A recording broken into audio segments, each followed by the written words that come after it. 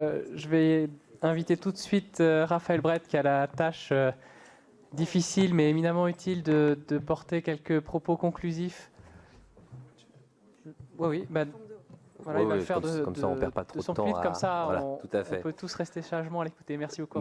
Merci beaucoup, Benoît. Alors effectivement, je vais tâcher de tenir en très très rapidement puisque bon, ok.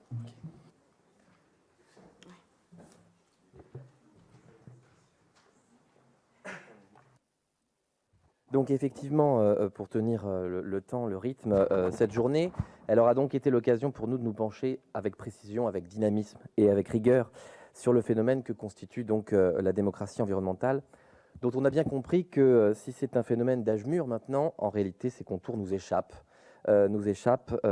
très largement. Les différentes interventions qui étaient très riches et très diversifiées ont balayé le spectre assez large de ce phénomène en évoquant tour à tour l'expertise, la participation, l'accès à l'information et l'accès à la justice.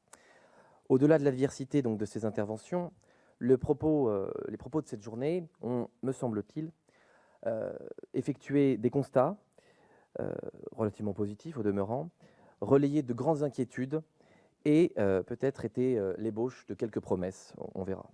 Donc j'ai intitulé mon propos « Constat, inquiétude et promesses ».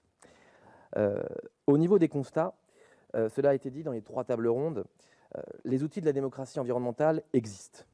Ils ont éclos dans la douleur, il faut bien le dire, mais qu'il s'agisse de l'autorité environnementale et de ses déclinaisons régionales, les choses existent. Donc on a souligné l'importance de cette structure qui est indépendante, si ce n'est en droit, au moins en fait.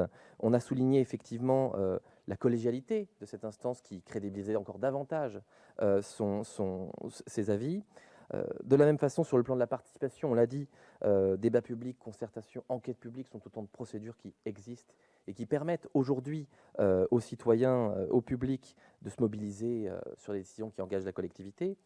Ils ne sont pas, d'ailleurs, ils ne réduisent pas ces dispositifs légaux, les processus participatifs dont on a bien compris qu'ils existaient aussi en dehors du cadre du droit.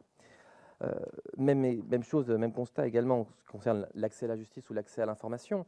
Il y a eu des progrès par rapport aux années 80 ou aux années 90. Incontestablement, il y a quand même eu une ouverture de l'administration publique, ce qui n'était pas évident quand on connaît l'histoire de la construction de l'administration française. Malgré tout, les inquiétudes sont évidemment nombreuses. Alors, en matière effectivement d'accès à l'information, ça a été bien souligné, par petites touches, subrepticement, on va réduire l'accès à de telles informations, on va rendre plus difficile l'accès à d'autres informations, et tout ça se contracte finalement. Cette grande avancée qui était l'accès à l'information dans la Convention d'Aarhus a tendance à, sur le plan technique, être de plus en plus difficile. Même chose pour l'accès à la justice, même si effectivement là c'est de manière sans doute un peu plus caricaturale, où on a eu des interventions législatives pour priver certaines associations de droit au recours et ainsi de suite. On a effectivement une dantonisation de certaines procédures juridiques de participation. Bon, je ne vais pas développer ce que c'est que la dantonisation, mais les juristes auront compris. L'idée, c'est qu'effectivement, on a de manière globale, et c'est assez frappant, un manque de moyens dans notre démocratie environnementale. Il semblerait que nous n'ayons pas les exigences, nous n'ayons pas les moyens d'une démocratie environnementale exigeante, nous n'avons pas les moyens de nos ambitions. Il y a un déficit, on l'a dit, d'effectifs au niveau des autorités qui rendent des avis. Il y a d'importantes contraintes qui pèsent sur les personnes qui font vivre la participation du public, et les propos tenus à l'endroit de l'enquête publique ou alors du commissaire enquêteur sont très alarmants de ce point de vue-là. Ce constat de raréfaction des finances, si j'ose dire, et des moyens, il est également valable dans les collectivités locales. Ça n'a pas été très souligné, mais néanmoins, il est évident que la contraction des dépenses des collectivités locales, du budget des collectivités locales, aura un impact sur ce qu'elles peuvent proposer en termes d'inclusion participative. Donc, les risques finalement de cette contraction financière, de cette contraction des moyens de manière plus générale, c'est tout simplement des risques qu'on fait courir à l'indépendance des procédures, l'indépendance qui est évidemment un enjeu essentiel de la démocratie environnementale. Je ne reviendrai pas sur les questions d'indépendance du préfet de région et de sa double casquette. On a évoqué également le clair-obscur que constitue la prise en compte la prise en compte aussi bien des avis des autorités environnementales et régionales, mais également la prise en compte des observations du public. Encore une fois, comment est-ce que dans les décisions, on fait le lien entre ce qui a été dit et la décision elle-même.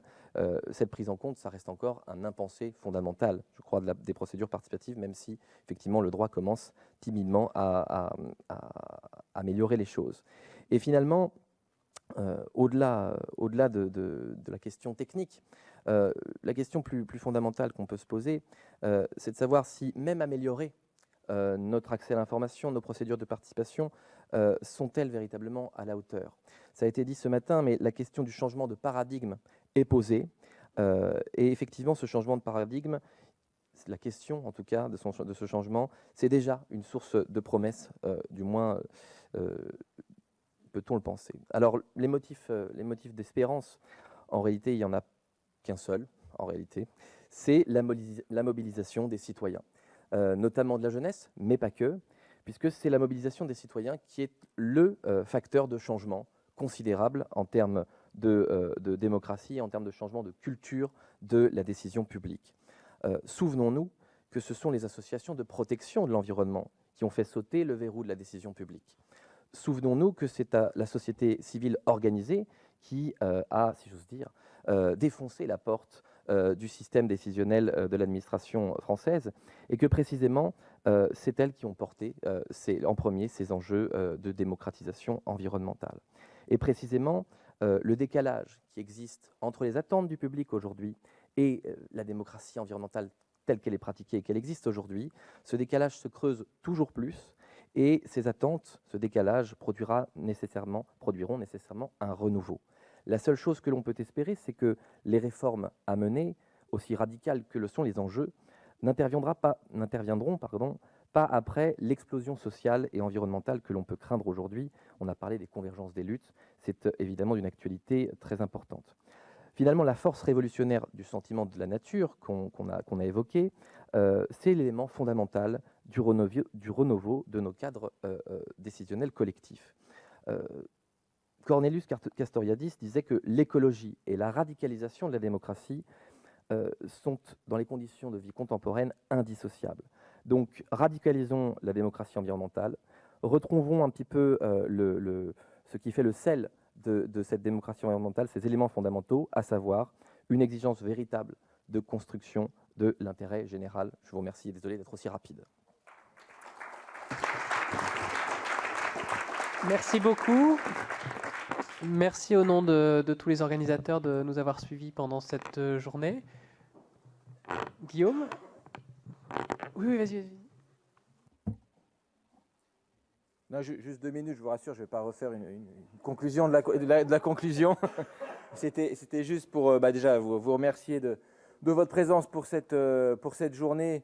Je disais ce matin qu'on n'aurait peut-être pas, une journée ne suffirait pas, et je pense que c'est bien ça. Je pense que c'est des sujets importants, que la démocratie est indispensable, la démocratie environnementale encore plus. Moi, ce que j'ai quand même constaté, c'est cette nécessité de se parler entre différents acteurs. Je remercie d'ailleurs Fabien Reynaud de sa présence, parce que c'est vrai que ce n'était pas forcément évident, mais en tout cas, je trouve que c'était intéressant de pouvoir avoir ce dialogue entre les différents acteurs. Et puis, je discutais avec Delphine Bateau sur la suite, parce que c'est vrai que on a organisé un colloque, c'est très bien. Maintenant, de voir comment on peut réfléchir à la suite. Peut-être dans un premier temps, c'est qu'on va organiser avec les organisateurs de ce colloque une petite réunion pour faire un petit peu le point et le retour sur tout ça. Je pense qu'il y a une première réflexion qui est peut-être on en discutait rapidement, de mettre en place une veille, parce que je crois que c'est Raymond Avrier qui disait que on a des choses qui sont là, il faut déjà garantir à ce que ces choses ne régressent pas, et de voir comment on peut les améliorer, et donc peut-être d'avoir cette veille pour justement qu'on n'ait pas des texte après texte, des reculs. Donc c'est une première piste. En tout cas, vous pourrez avoir ces informations sur notre site internet, et également la captation vidéo et l'ensemble du colloque que vous pourrez retrouver, je pense, d'ici lundi sur les sites. Et puis quand même un mot pour les organisateurs de l'ombre, l'ensemble des collaborateurs de Delphine Bateau, et puis les miens, Sophie, Delphine et puis Fabien, parce que c'est vrai que mine de rien, c'est un sacré boulot d'organisation, de contact. Donc voilà, je pense qu'on peut les remercier. Merci.